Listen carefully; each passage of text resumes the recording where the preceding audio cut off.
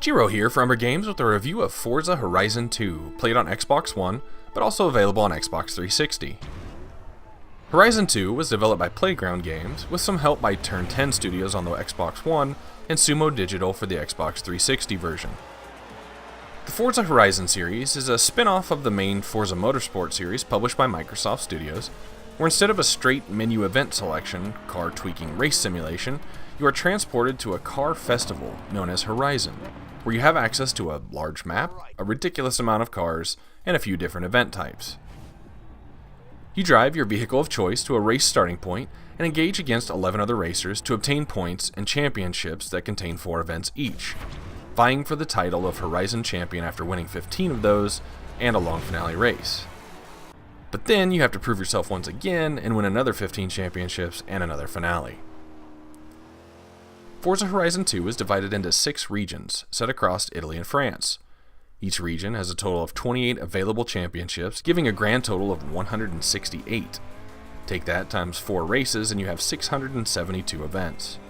Each championship is themed by car type, from 90s rally cars to American classics to modern supercars.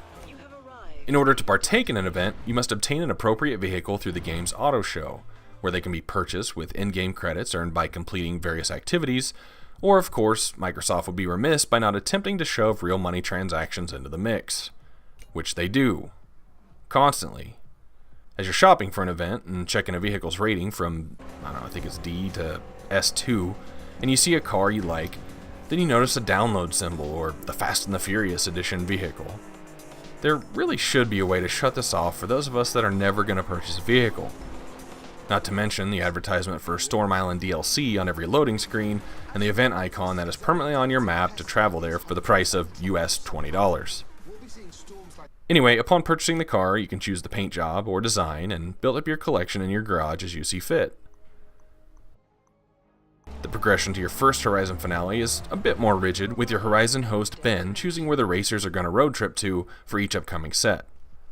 Once you obtain your champion status though, the next set you get to choose, but you can't do 2 championship sets in a row in the same region, which begins to feel a bit like filler, as you have a non-racing event where you're just supposed to enjoy the roads on this road trip as you travel for what accumulates into hours by the time the credits roll.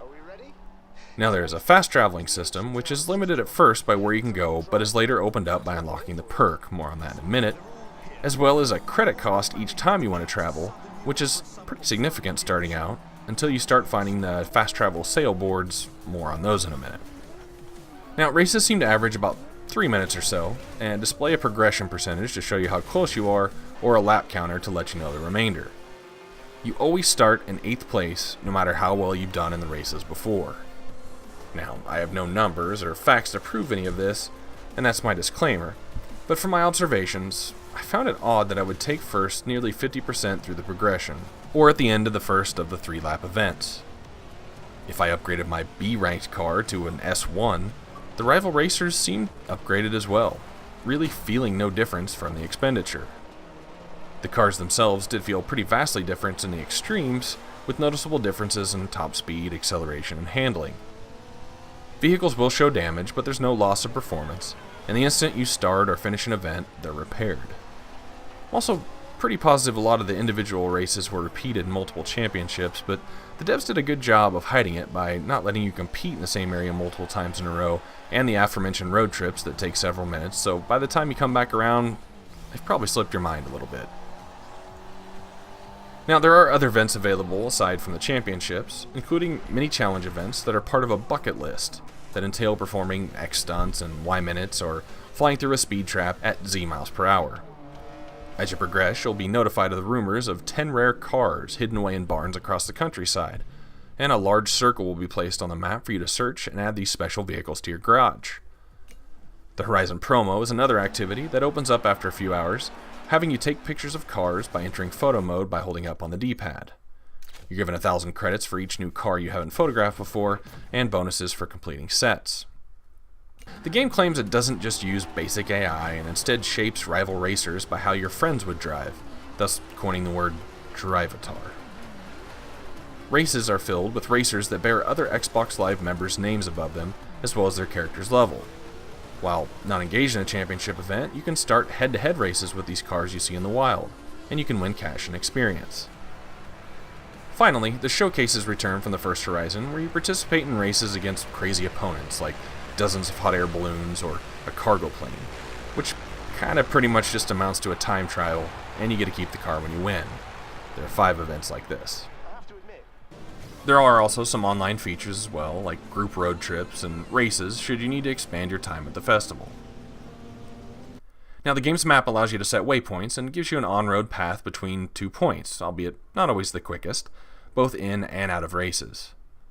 There is voice support to talk to your GPS named Anna, but I think my Kinect was too far away and maybe my volume set too loud for it to respond very accurately. The GPS's path will actually appear on the road as well, helping you navigate more easily, and even changing color based on whether or not it thinks you're going too fast to make a turn properly. Character progression comes in 3 forms, the first being credits, which allows you to, like I said, buy and upgrade cars. The second is experience points, which really count more like a rank, displaying a number above your Drivatar's head and awarding you the variously colored festival bracelets. Experience is awarded at the end of events and also from smashing the hidden boards found across the map in increments of 1,000, 7,500, or 15,000. Oh, and if you don't want to explore to find the board yourself and the aforementioned barn finds, you can buy the locations of all hidden things for just $2.99 from the live store. No, I'm not joking. Finally, there are skill points which are earned by drifting, drafting, jumping, and speeding, and more importantly, combinations of all of those, which contribute to a multiplier. Skill points are accumulated and can be spent on the game's 25 perks, which grants things from bonuses to experience points and skill point gains, as well as small advantages to other game features. Forza Horizon 2 features an eventual 7 radio stations total, ranging in genre from classical to electronica to techno to pop and indie rock. Every station featuring around probably 20 songs. Now, I personally didn't recognize the majority of the bands, but finding a station that fit my taste really wasn't too difficult. Graphically, the game is pretty solid. It is pretty easy to see, though, that the money and effort went into reproducing cars to a jaw-dropping level, and not as much on the human characters. The radio DJs did a great job. Ben, the Horizon leader, made me want to be his friend. And Ashley, the festival mechanic, kind of sounded like a bored Elena Fisher from Uncharted.